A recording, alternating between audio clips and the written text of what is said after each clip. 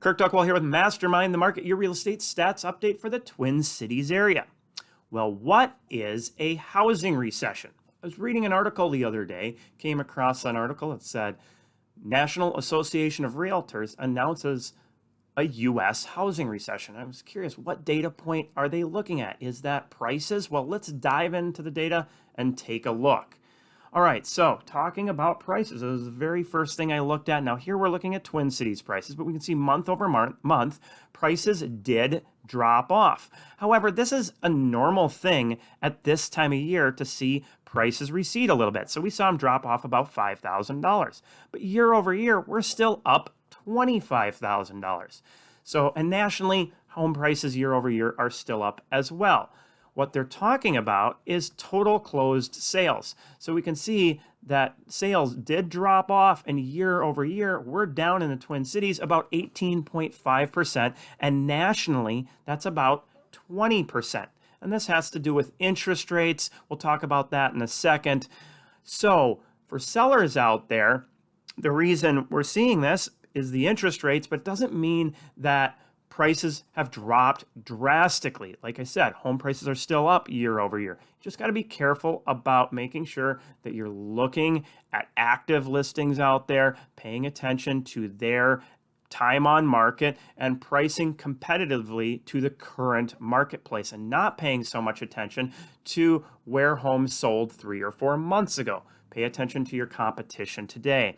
And for buyers out there, yeah, you're seeing more inventory, more homes, more choices on the market.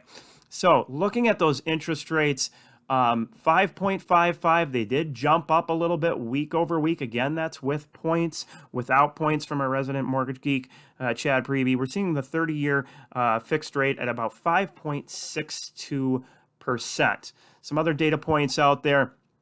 New listings into the marketplace did drop off a little bit. Home pending sales up just a hair from 1137 up to 1173. And a slight gain in total inventory, up 8867 to 8948. Okay, looking at our current pace in the market, we can see the showings per listing per week actually did pick up. The market out there is quite interesting right now. We are seeing some homes that maybe were struggling a few weeks ago, now going into multiple offers. So we are seeing that pace of the market holding relatively stable out there. So we are up a bit.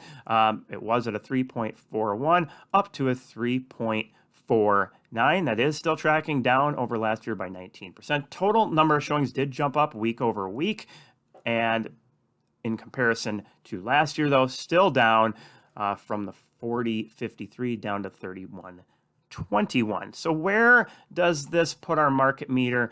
Overall, with the slower couple previous weeks, we are seeing that market meter drop off ever so slightly down from a 5.34 to a 5.17. So that puts us on the market meter scale, really just almost smack dab in the middle of that balanced market range.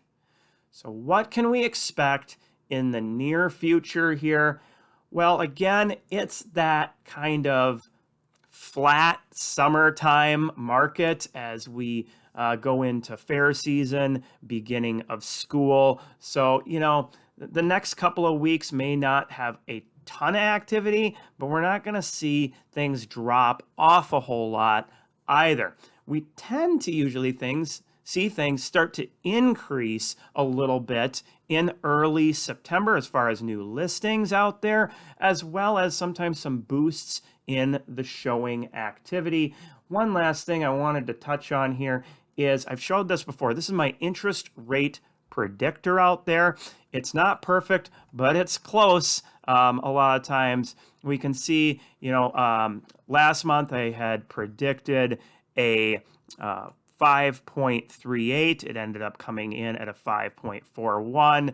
This last month, I had predicted a 5.25, and it ended up coming in at a 5.22. So looking out into the future, we can see that overall, it looks like rates are going to stay relatively stable, which should mean we should probably have a relatively stable fall market unless something major changes that. As always, if you have any questions, please feel free to reach out. Take care, be safe, and have a great week.